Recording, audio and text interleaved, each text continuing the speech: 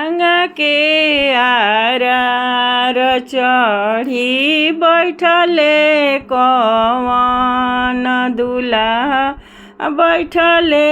कवन दुल्हा लिहले गोसाइया जी के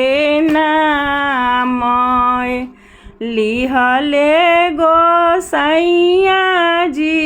के नाम कब दोनी देखबी बागरे बग इचा हो बागरे बगैचा कब दो देखबी ससुरार कब दो देखबी ससुरार कब दोनी देखबी साली सरहजिया हो साली सरहजी कब दोनी कने कुआर कब दोनी कने कुआर डरियानी देखबी बागरे बगैचा हो बागरे बगैचा दुआरा देखबी ससुरार दुआरा देखबी ससुरार मड़वा में देखबी साली सरहजिया हो साली सरहजिया कोहबर में कने कुआर कोहबर में कने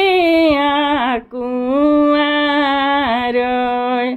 हम तो ही से पूछिला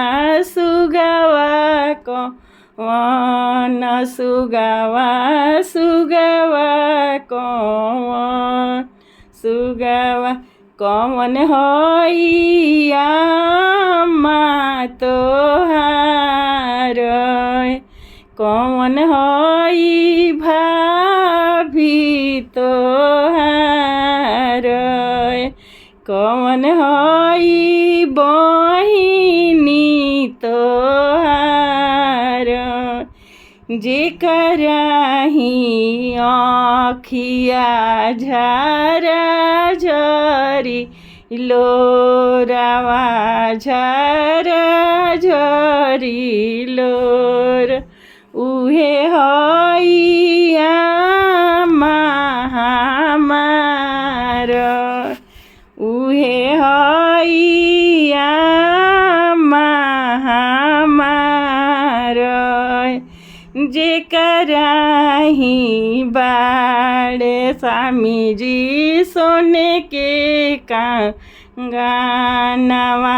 हो सोने के कंगनवा हो उहे हई ई भाभी हमार उहे हई भाभी हमार ओठ चमकावली मुँह चमकावेली उहे हई भाभी हमार उहे हई भाभी हमार जेकरा लीलारवा में सोने के टिकुलिया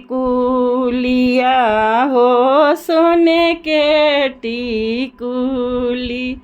उहे हई बहिनी हमार उहे हई बहिनी